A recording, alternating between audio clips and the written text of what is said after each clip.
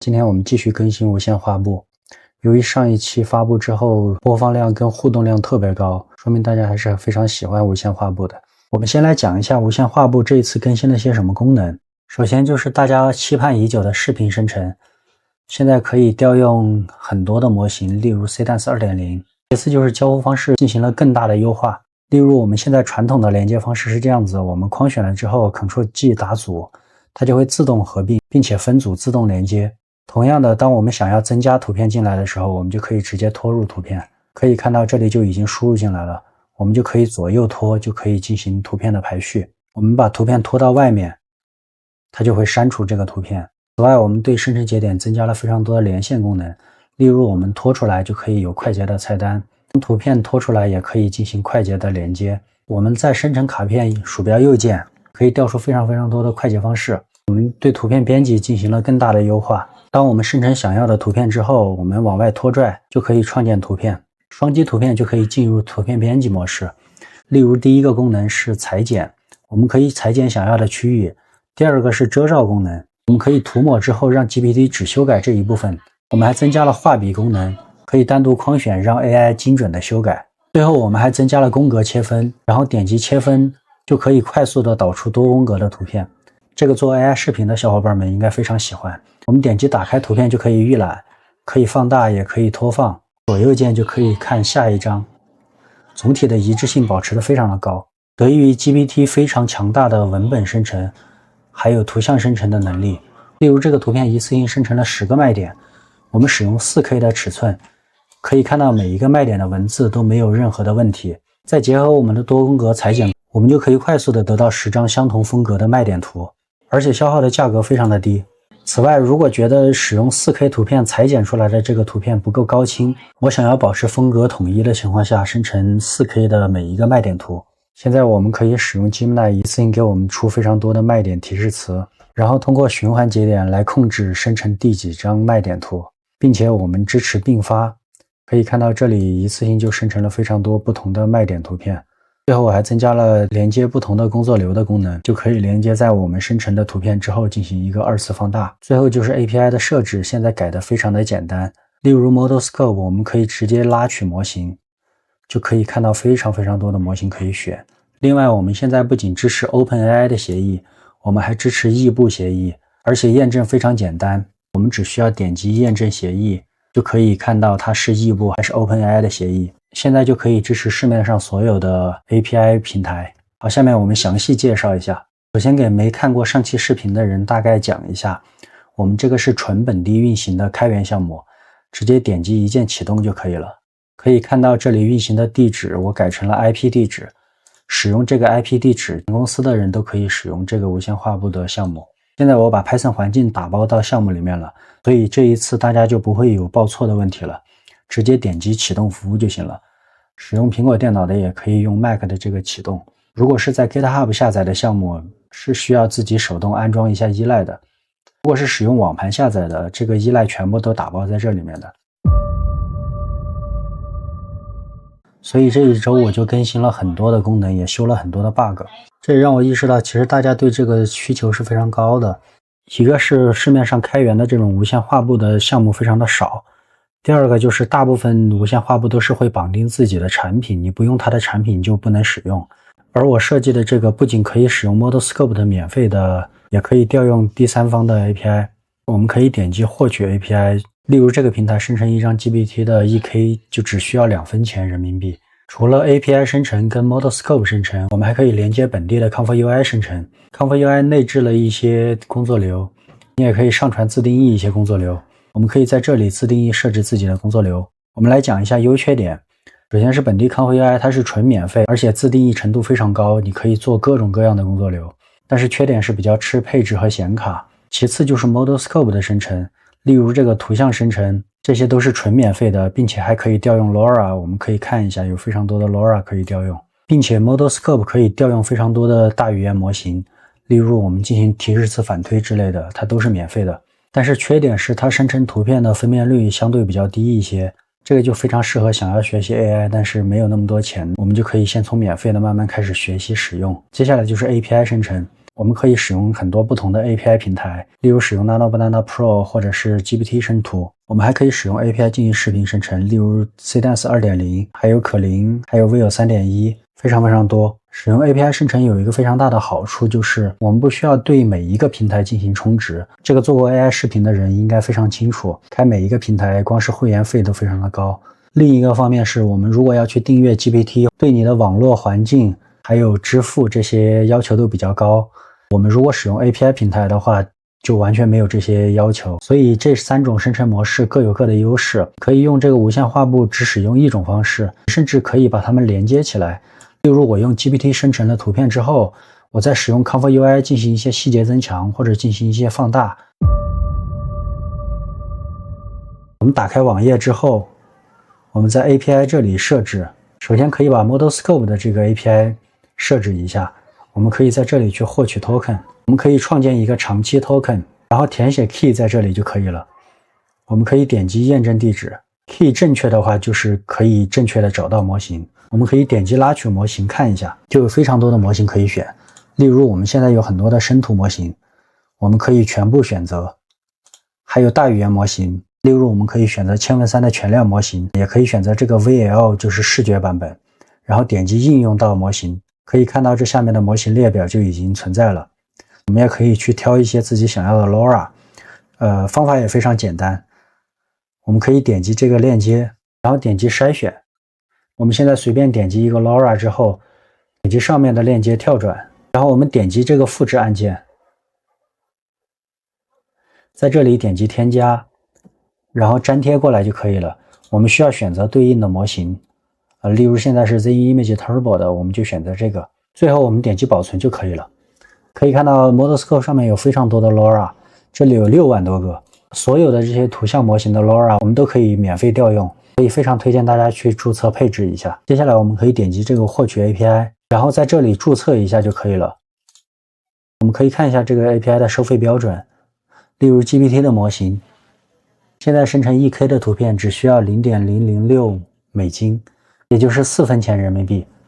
我们如果使用这个 Official 的话会更便宜，生成一张只需要 0.003 美金，也就是2分钱人民币。生成 2K 和 4K 就是4分和8分钱人民币，非常非常的便宜。注册成功之后，我们就可以在这里复制我们的密钥。我们也可以在控制台去查看我们生成的图片。当我们注册完毕之后，我们可以看一下运行说明，复制这个链接，然后粘贴到这里。我们的 API key 保存正确的话，就可以验证地址找到很多模型。然后我们点击验证协议，可以看到这里使用的是异步协议。我们也可以添加其他的 API 平台，例如现在这个，我们点击验证，可以看到这里使用的就是 OpenAI 的协议。我们接下来就讲一下异步跟 OpenAI 的区别。使用 OpenAI 的协议就是直连，当你中途网络不好或者是断开的时候，它就会直接扣费。但是异步就是我们把任务发到后台去运行，当后台运行成功之后，它就会把图片返给我们。异步的好处就是，假如说审核原因或者是网络问题导致的中断，它是不会扣钱的。可以看到有非常多的模型，我们可以添加 Nano Banana Pro， 还可以添加视频模型，例如 Cdance 2.0、可伶、Veo 3之类的，点击应用到列表就可以了。除了设置 Model Scope 跟 API 的 key 之外，我们如果想要使用本地的 Comfort UI， 我们就在这里 Comfort UI 设置这里面，我们填写自己的端口号，默认是8188。需要说明的是，我们这个支持多显卡跟局域网多端口。填写完毕之后，我们可以点击这里上传工作流，这个我们后面详细再讲。如果你想无线画布的 Comfort UI 的功能全部正常运行的话，你需要点击 Workflow 这个文件夹，把这里边的工作流全部拖入到你的 Comfort UI 里面。我们可以每一个工作流都点击运行一下，看会不会报错。如果遇到报错，例如我们的 LoRa 名字不一样，就改成自己对应的 LoRa 名字。当我们修改完毕之后，可以点击正常运行了。我们就点击菜单这里，文件夹导出 API， 导出之后我们粘贴，去替换掉 Workflow 这里面的工作流。当我们所有工作流都可以正常运行的时候，我们打开无线画布，点击新建画布。当我们进入无线画布之后，我们接下来详细的讲一下无线画布的操作。首先右上角是建立节点的快捷方式，我们可以点击就可以建立节点，可以看到节点就已经建立成功了。我们也可以鼠标右键建立。我们也可以拖动节点，然后通过快捷菜单去建立 API 生成。同样的，我们也可以往左边去拖，建立图片卡片。我们还可以在 API 生成右键，它就会调出输入跟输出的快捷指令。例如我们现在建立一个图片，我们可以在这里选择自己的平台，还有需要调用的是哪一个模型，包括分辨率这些。例如现在我们通过一个非常长的文本，点击 API 生成之后，就可以看到生成的效果非常的好，一次性生成了非常多的卖点。我们可以滚轮缩放，我们也可以输入图片跟提示词，生成你想要的图片。我们按住 Shift 鼠标左键划过，就可以快速的断开这些连线。按住 Ctrl 框选这些节点， Ctrl G 打组，可以快速的在分组里面管理。我们也可以新建一些图片，然后丢进来，就可以快速同步。然后左右拖动就可以摆放位置，把输出的内容往外拖，就可以新建一个图片。我们拖放图片进来就可以替换，也可以鼠标右键替换，还可以把生成的图片拖放进来。当我们双击图片的时候，就可以调出图片编辑功能。首先是裁剪，我们可以裁剪任意的大小。其次就是遮罩，我们可以在这里调整画布，保存遮罩节点。将这两张图片一起发给 Gemini， 就可以进行局部编辑。接下来是画笔功能，我们可以框选某一些地方，让 GPT 单独改某一些地方。我们可以在左边调节它的线，例如现在是等分的6宫格，所以就可以直接点击裁剪。我们预览一下就可以发现，由于有接缝的存在，所以我们导出的每一个图片多多少少都是有接缝的，所以这里有一个间隔。当我们放大图片看，我们拖动间隔，我们就可以把接缝完美的给它裁剪出去。我们点击切分，可以看到现在切分的效果就非常的好了，没有任何的接缝。接下来就是我们生成的 4K 图片，我们可以看到每一个高度都是不一样的，所以我们如果使用等分的宫格去切，就对不上它的线，所以我们点击这里自定义，就可以自己建立裁剪的区域。我们也可以拖动微调，在这里可以点击垂直，我们就可以建立垂直的线。同样的，我们可以调整间隔，把中间的这个白线给它全部剪切掉，点击切分，切分出来的每一个图片都非常的高清，而且效果非常的好。接下来是视频生成节点，我们可以输入多张图片进行多参，提示词就可以直接描述，因为我们这里有图片编号，所以就可以直接说将图1的人运动到图2的场景，然后就是时长、比例这些东西。如果要生成首尾帧，我们就点击首尾帧，就可以看到这里有首尾帧的标记。我们同样的是可以拖动，就可以调换首尾帧，然后点击生成就可以了。我们通过 4K 裁剪出来这么多图片之后，我们要是觉得这些图片的分辨率还是有点低，如果我们想要放大分组里面的所有图片，我们就点击右键，可以直接转为输入组或者复制为新的输入组，我们就转为输入组。可以看到现在就已经变成了可以连接到生成，我们就连接到 ComfyUI 的生成，然后我们选择放大，这里可以自己导入自己想要的放大功能。当我们想要批量的把这些图片进行放大的时候，它就会将10张图片一次性输入进来，这显然不是我们想要的，我们想要一张一张的放大，一共放大10张。这里就需要引入一个非常重要的节点，就是循环节点。循环节点也非常好理解，就是它一共循环多少次。当我们打开图片节点之后，我们连接图片进来，然后连接到 ComfyUI 的生成，我们这里就可以看到有2个参数可以调节。第一个是起始计数，就是从第几张开始，例如我们现在设置为2，就是第2张图片开始，设置为3，就是第3张图片。批次也很简单，就是一次性输入几张图片进来，例如我们设置为2，右边就出现了2张，所以现在我们就保持起始和批次都为1，图片一共是10张。然后这里有一个循环跟并发，循环就是第1张图片生成之后再生成第2张图片，并发就是一次性生成多张，例如我们有多张显卡的话，我们就可以点击并发。我们可以快速的测试一下，所以我就设置为3张，然后循环，点击运行，然后双击调出对比节点，我们就可以看一下对比，效果还是不错的。当我们使用这种 4K 的图片裁剪成很多，然后再进行2次放大，我们要是觉得这种放大的效果还不是特别满意，我就想让它一次性给我生成10组相同风格的这种不同的卖点图，那我们就需要用第2种方法，同样的，我们可以输入图片，调用 Gemini 的模型给我们输出10张图的描述。例如现在我是生成了3张图的描述，但是你如果直接输入图片跟提示词，让 GPT 去生成的话，它就会把3张卖点给你生成在1张图里面，这不是我们想要的。所以同样的，我们就可以连接循环节点。我们连接进来之后，我们可以看到这里有个提示词，我们打开提示词，例如我们现在输入生成第几张图片，我们点击计数，中间这个计数就会跟你运行的次数是一模一样的。例如我们现在要生成10张，这个文字第一次就会变成生成第1张，第2次就会变成生成第2张，这样子就可以控制它，让 AI 知道我们那一大段提示词里面它现在需要生成第几张描述的提示词。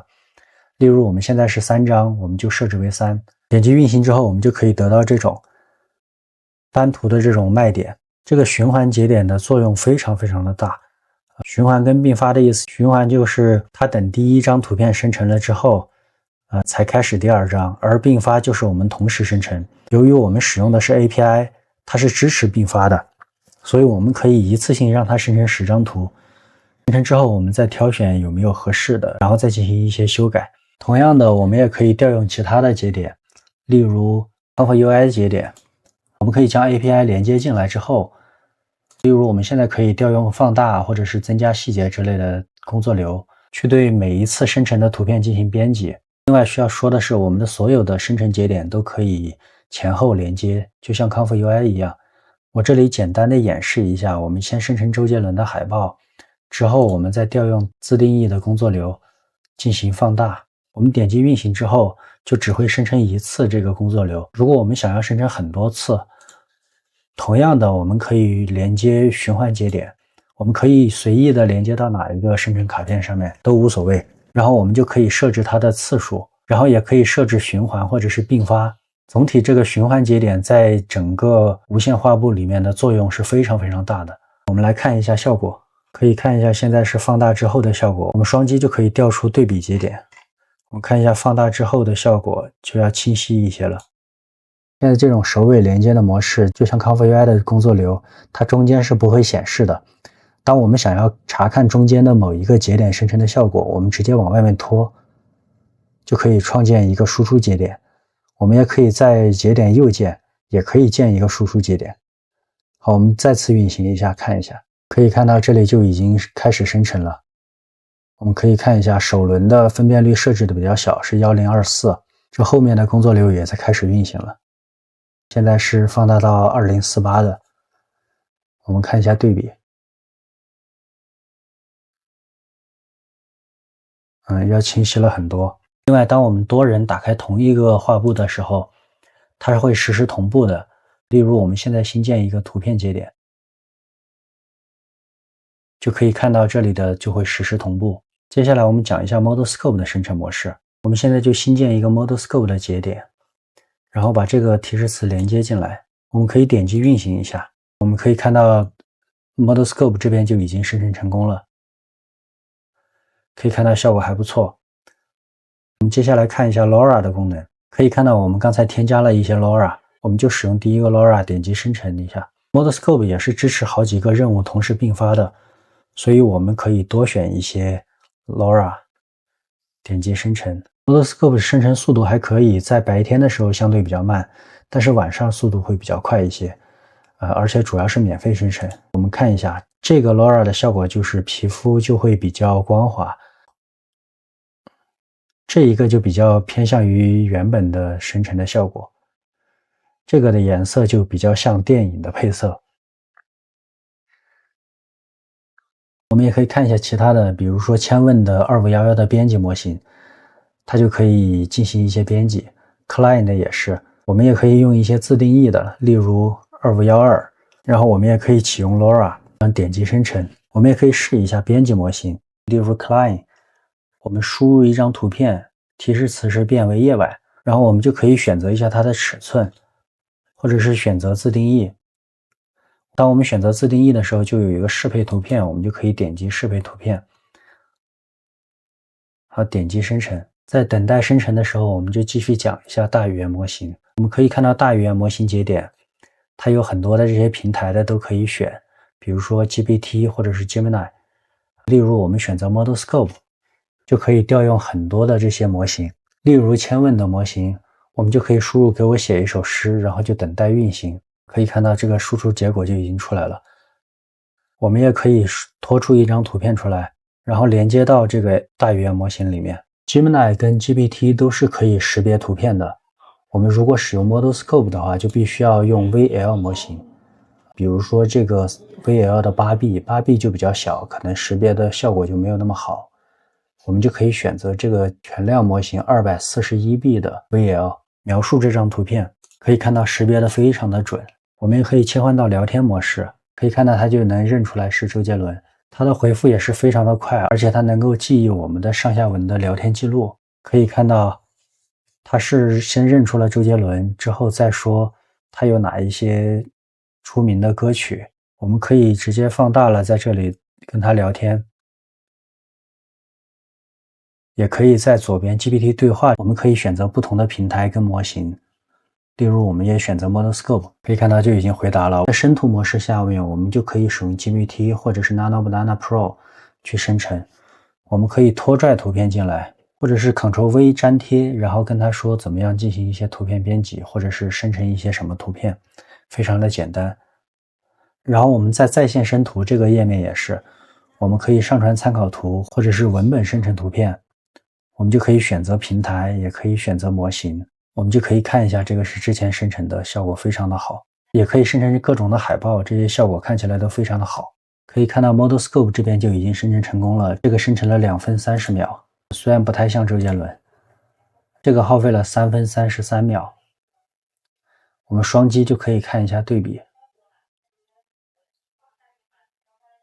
这个夜晚的效果不是特别好，但是是可以编辑的。因为 ModelScope 是可以免费调用的，所以我还是比较推荐新手去学习使用一下。然后在自定义这里，你也可以自己去添加想要的模型。接下来我们就讲一下上面这4个网页的功能。第一个是纹身图，只是在无线画布中这几个功能都是有的，只是这边做成了网页，比较方便调用。我们也可以用本地 ComfortUI 去生成，也可以用 ModelScope 去生成，细节增强也是一样的。我们可以看一下对比效果。上传图片，然后本地或者是 ModelScope 生成。图片编辑这里也是一样的，这里就是我们刚才在工作流里面生成的，可以看一下这些生成的效果对比。最后就是角度控制，我们可以上传一张图片，然后进行一些参数的编辑，就可以点击生成。这里同样的也是可以使用本地的 ComfortUI 和 ModelScope 去生成。我们可以看一下，这种就是切换不同的角度，这里就是仰视，这里就是远一点，这里就是俯视效果。总体的功能非常的多，而且非常丰富。其实这个循环节点第一次使用可能会有一点复杂，但是学会了之后，这个节点是非常实用的。最后就是右上角有一个日志的功能，我们就可以看一下我们运行了一些什么东西，有没有什么报错。例如现在就有一些报错，就可以方便我们快速去排查。最后我们就看一下下面的这些按钮。第一个是可以切换白天跟黑夜模式，第二个就是切换中英文，第三个就是 API 设置。我们在开头也讲了 API 怎么去设置，我们可以点击这里去获取。注册之后，我们就可以在 API 密钥这里复制，然后我们打开说明文档，复制这个 API 地址，然后粘贴进来之后复制我们的密钥，然后点击验证地址和验证协议。没有什么问题的话，我们就可以拉取模型，然后选择自己想要的模型就可以了，最后保存就可以了。下面我们要重点说明的就是 ComfortUI 的设置。上面呢是可以保存你 ComfortUI 的后端地址，我们也可以多显卡或者是多电脑。把局域网的域名设置好之后，它就可以调用。我们接下来重点说的就是上传工作流这个东西。我们需要说的是，调用我们本地的工作流的时候，一定要保证它能够正常运行。然后我们点击文件导出，导出为 API， 导出成 API 之后，我们就可以点击上传工作流。